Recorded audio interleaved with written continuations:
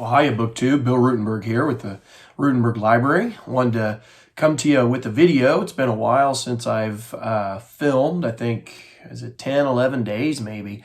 And been kind of just really busy at school. We've got the track season going, and we've just had a lot of stuff come up. We got state testing at school. The high school went last week, and my middle school goes this week. And I've been doing a lot of reading and trying to finish up books as we get to the end of the school year, just trying to wrap up some stuff. And so I don't know. I couldn't wrap my head around any particular video. So, but I did want to let you know that I have not fallen off the face of the planet.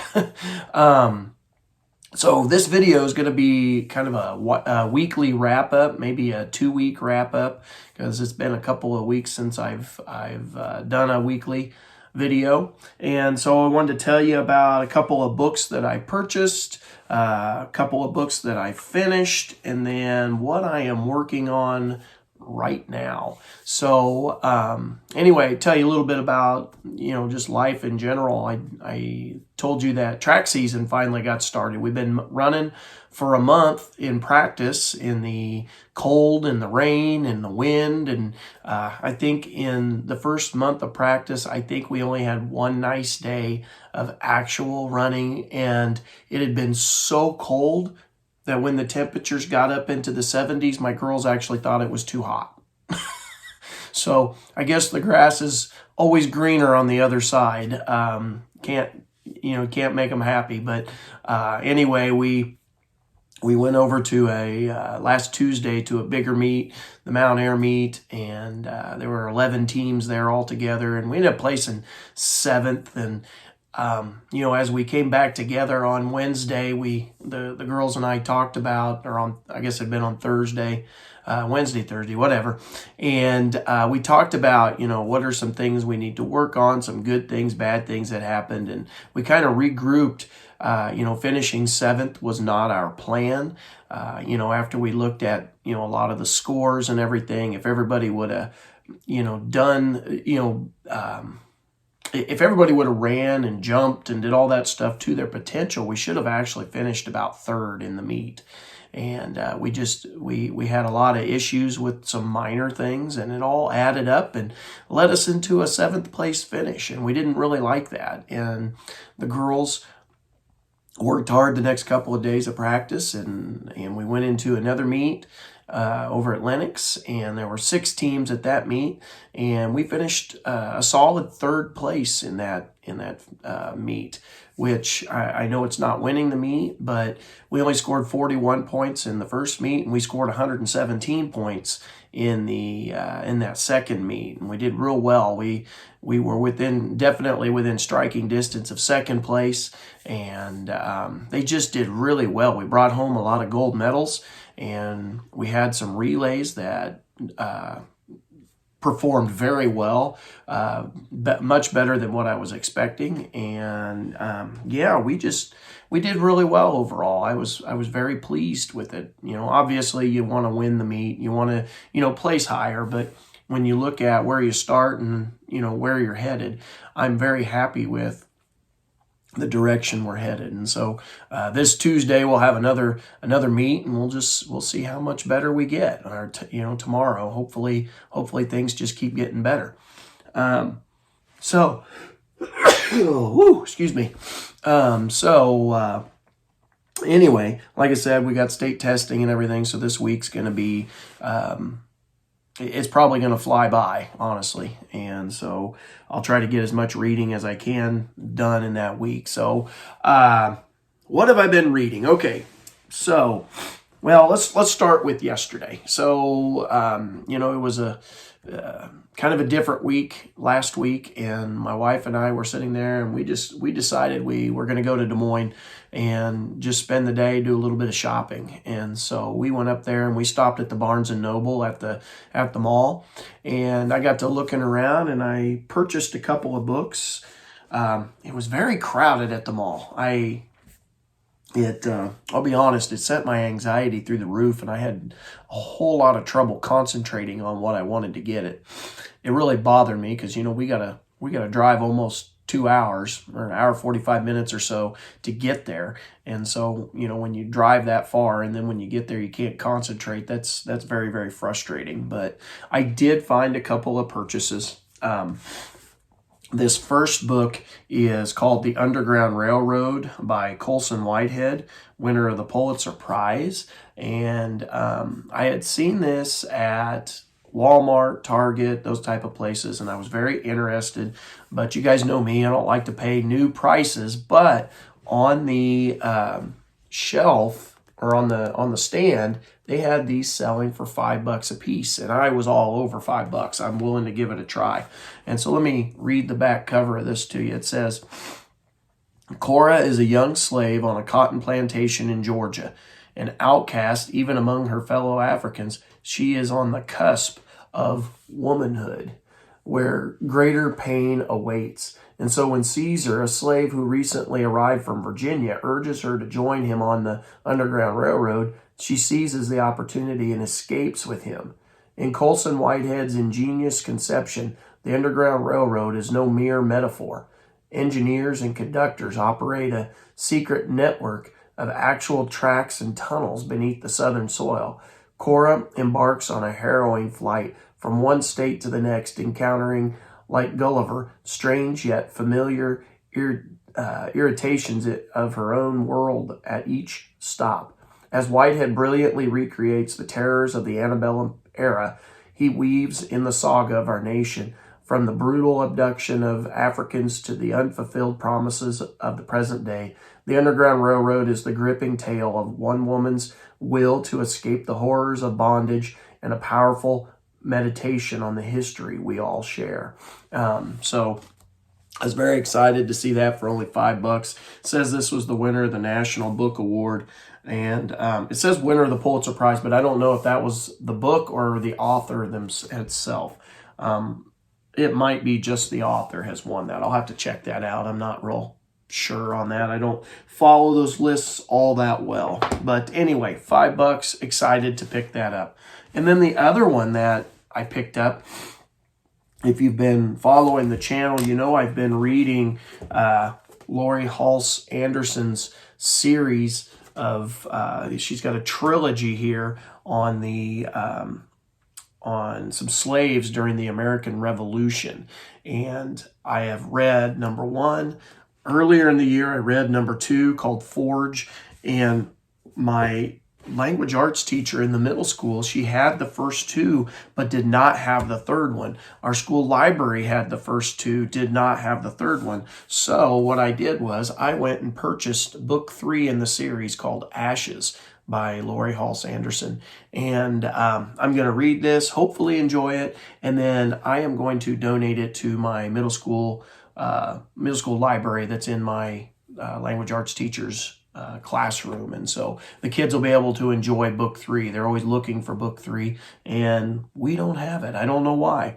They also had book 3 by Kwame Alexander, Rebound, which is a series of it's a book all done in poetry, and it's about basketball. And I thoroughly enjoyed the first 2 books that he had written, and I am gonna struggle to remember what the names of them were, but they were really, really good, and they were wrapped around sports, but the kids love them.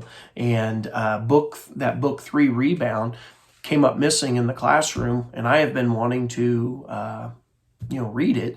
And so I think next time I go to Barnes & Noble, I'm going to buy that one and donate it to our middle school library. But anyway, this is called, like I said, called Ashes, and I'll read the back of this one to you also.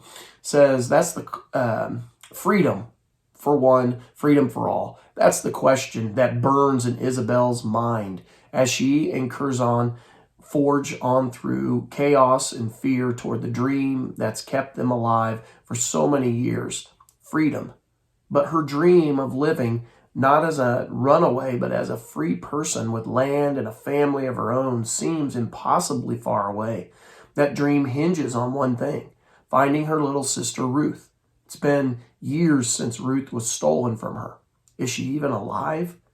And if Isabel can find her, How will they make it safely through the war between the Patriots and the British that rages on as dangerously as ever, while bounty hunters try to kidnap them at every turn?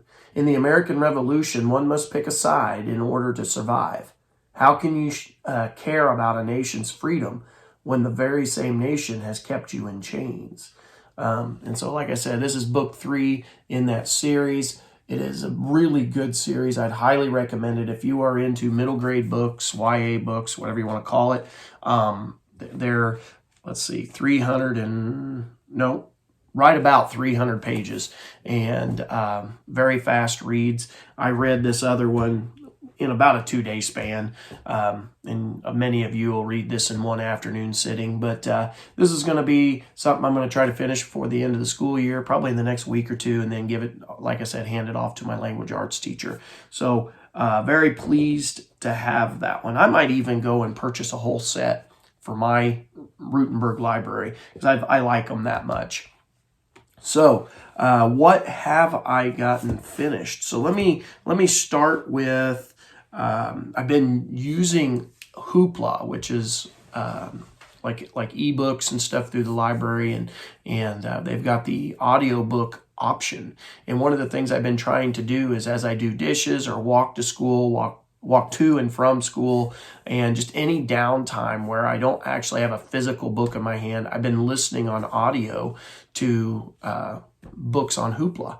And one of my goals has been all year is to go back and read middle grade fiction that my kids have been reading in the classroom. And I tried this, it's probably been almost 14, 15 years ago, and I had started reading Harry Potter. And I had read the first couple books, and then I had put the series down because I just got into something else. And I thought it was time to give it another try. And if you follow the channel, you know that is not necessarily my cup of tea. Those are not types of books that I typically read. But I have found that as I've been listening on audio to the Harry Potter books, I enjoy them more listening to them than I do reading them. I have enjoyed the audio version. And in the last 2 weeks, I have listened to book 1, Harry Potter and the Sorcerer's Stone, and then book 2, Harry Potter in the Chamber of Secrets. That's the one I finished this last week. And so I got those 2 books knocked out. They're fun reads. He, going to Hogwarts and all the adventures that he has. I'm going to do book 3, but I am going to wait a week before I do it, because right now on audio, I am listening to a Philip R. Craig, Killing at the Vineyard, or A Vineyard Killing. I can't remember the exact title, but I'm listening to that one on audio right now. And I'm starting to enjoy the audio. It's not the same experience. It's not necessarily reading a book. I get more out of reading it than I do just listening to it. Kind of like the other night, my wife had went shopping and I was waiting on her. And I just sat down in the chair and turned the audio book on, and I listened to like 32% of that book, and I had fallen asleep and I didn't remember any of it. So I had to go back and re-listen to it. I have issues with that. That's just me. Maybe some of you don't have those issues, but I think actual reading and audio are 2 different experiences. I'm glad that they have the audio option. I think it is good, but reading is not the same thing. But I did get more probably out of the audio with the Harry Potter than I did reading them. Anyway, so what books did I get finished this last week? And I finished both of these this weekend. I was reading Essie Hinton's Texts. Now, earlier in the year, I read The Outsiders by Essie Hinton and absolutely loved it. I really like this book too. And this is the story of Texas. He is a 14-year-old boy, I think. Or no. Is he in 6th grade? Maybe he's in 6th grade. Maybe he's like 12. Anyway, pretty young. And he and his brother live pretty much by themselves in Oklahoma. And their mom had died, and their dad was a rodeo guy, and he went out on the circuit and never came home. and they've been waiting on him to get home. And basically, this is a story of, like my language arts teacher said, she said it's a story of abandonment, and it's got some really sad moments. It's a coming of age, a little bit of a coming of age book, but it's a lot about abandonment and working through those issues of abandonment. And it was really, really good.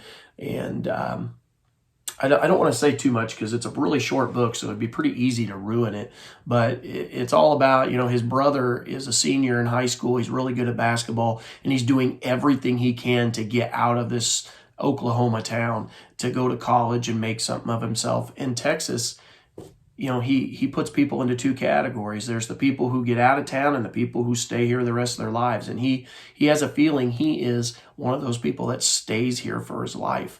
And his biggest issue is, can he stay out of trouble and actually make it to adulthood? Now, this book deals with some pretty big issues in young people's lives.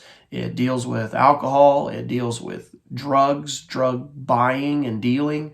Like I said, abandonment, a little bit with abuse, and I think it would be worth your time. It's a really fast read, easily an afternoon read. So check that one out. All right. The next book that I finished was Laurie Halse Anderson's Chains, and this is book 1 in the trilogy. Earlier in the year, I finished book 2, Forge. It was really good. You can read these out of order. I'm not sure why I read them out of order because I really don't like to do that, but I did read this one out of order. But I finished Chains. I read a couple hundred pages in one day on this, and really enjoyed it. And it's about this girl here, and what is her name? Her little sister's name's Ruth. She is, I'm trying to remember. I'm terrible with names. I apologize. In real life and in books. Isabel. And Isabel and her little sister Ruth. Ruth suffers from epilepsy, a little bit slow, and their owner dies right in the first chapter. And in the owner's will, she emancipates them. She frees them. The only deal is that the person who is executing all of the stuff has lost that part of the will, and the lawyer who drew it up has moved back to Boston, and not working out so well for Isabel and her sister, and they get resold into slavery, and they end up in New York. What the really cool part about this Revolution book, it's historical fiction, and it follows along the major events of the Revolution. And so the bulk of this story is going to be when Washington tries to defend New York, and the British come in and drive him out, and the Loyalists take back over the city. And then it deals with the prison system, that her friend is going to get thrown in the prison in New York, and deals with just the terrible sanitation involved in that. It also gets into the Battle of Trenton. And it's not that she's at the Battle of Trenton, but it's in the background of the story, and it's driving the story forward. And she is asked to play a part in the spy network that the Americans have put together. And so it's really, really neat. And then when you pick up with Forge, and again, I read this one earlier in the year, when you pick up with Forge, Curzon, he's the kid that got thrown into because he went with the Americans when you had to decide loyalist or rebel, and he decides to go with the Americans, and he gets captured when the British, when the Americans evacuate Brooklyn, the British end up capturing him. I think that's where, maybe it was at Fort Washington. Possibly it was at Fort Washington. But anyway, he gets captured, thrown in the prison, and in this second book, he ends up getting out. They get out of prison in at the end of this book, and then he joins Washington's army at Valley Forge and then ends up in Saratoga. And I mean, it's a really good story. It follows the Revolution forward. So that's why I'm looking forward to reading volume 3 and to see which parts of the Revolution are going to be covered. But anyway, really, really good series. I would highly recommend that if you like middle grade books, if you have young people that are around you, and you want them to get a dose of American history, this is pretty good. All right, so what am I reading now? So I told you at the beginning of this school year, I had a stack of middle grade books that I'd been kind of just whittling throughout the school year. Books that have been in my language arts teacher. She ties in American history and world history a lot into her classroom. And so she gave me a big old stack of novels, and I've been working on those, a couple each month. And I am at the very end of the stack. And so I started this yesterday. I just read like the introduction. I didn't get very far. But Project 1065. And this is about a little boy who is in the Hitler Youth. And he is kind of a spy. It says, World War II is raging. Michael O'Shaughnessy, originally from Ireland, now lives in Nazi Germany with his parents. Like the other boys in his school, Michael is a member of the Hitler Youth. But Michael has a secret. He and his parents are spies. Michael despises everything the Nazis stand for, but he joins the Hitler Youth's horrific games and book burnings, playing the part so he can gain insider knowledge. When Michael learns about Project 1065, a secret Nazi war mission, things get even more complicated. He must prove his loyalty to the Hitler Youth at all costs, even if it means risking everything he cares about, including his own life. From acclaimed author Alan Gratz, who wrote Prisoner B 3087, comes a pulse-pounding novel about facing fears and fighting for what matters most. And so looking forward to reading that one. Alan Gratz has a ton of books out that the kids all love at school, so this will be a good one that I can then talk with the kids about. As you know, I've been doing a buddy read with Peg over at the History Shelf. We've been reading Alan Gelzo's biography, Robert E. Lee, A Life, and we've been doing like 2 chapters a week. I did not do a very good job yesterday in reading chapters, chapters 9 and 10. I got about 10 pages or so. Yeah, about 10 pages into chapter 9, and I just wasn't feeling it, so I put it down, so I'll have to get back into this and get this read. But it's really good. The chapter 9 is covering his decision on going with the Confederacy. And anyway, Alan Gelzo, wonderful writer, highly recommend any of his books. This has been a good one so far. And then the other one that I've been chewing through, I read a lot of it this week, has been Ken Follett's Winter of the Worlds. This is an awesome, awesome book. I have enjoyed this whole series so far. Highly, highly recommend it. Book 2, Winter of the Worlds, is based around World War II. It's in the Nazi, the buildup of Nazi Germany and just all the social movements that are going on in Britain and in France and some of the stuff going on in Russia. And I am at the point where Germany is bombing London, the Blitz, and it's really, really good. The characters, it's a fast-paced novel. The characters are, they all have their own separate stories, but they all intertwine together. And it's amazing how Ken Follett, there's your author there, how he, takes all of those individual stories and wraps them up into one big ball of just excitement when you go through this book. And highly recommend it. It is a big book. It's 900 and some odd pages. It was one of my March of the Mammoths. Obviously not getting it done. I'm trying. 940 pages. And so it's a big book, but it does read fast if you sit down and only read one book, but I don't do that. You guys know me. I read 6 or 7 at a time. And so all of my reading is not devoted to the one book, but I'm going to try to definitely get this done in the next couple of weeks, definitely before school's done. That's my goal. Now, we're reading, my daughter and I are reading Gone with the Wind. Don't think I forgot about that book. I have not forgot about it. I am still reading it. I am through part 2. It's 200 and some pages into it, or almost 300. But she last night came over for dinner, and it sounded like she was a little bit disappointed that I had read the next part. She's still back on part 1. She's been on part 1 for a month and a half. She's got it done, but she hasn't moved forward. And I was almost at the point where I'm like, okay, I'm going to go.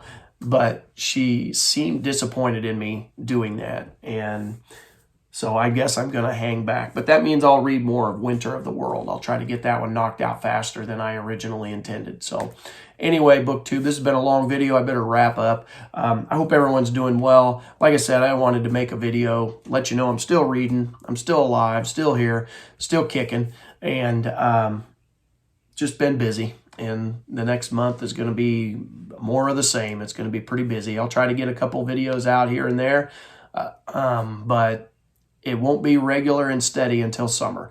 But like I said, a couple of videos a week is what my goal is. And yeah, so let me know what you're reading. Do you have anything good going right now? And hope you have a really good week. Stay warm. Seems like the weather's finally starting to change. I should have got video the other night. We had so much wind and rain. It looked like we were in a monsoon. I mean, it was bad. And it's just been really, really windy. But it seems like things are calming down a little bit and starting to warm up. But I hope you're having a good reading week. And until next time, happy reading.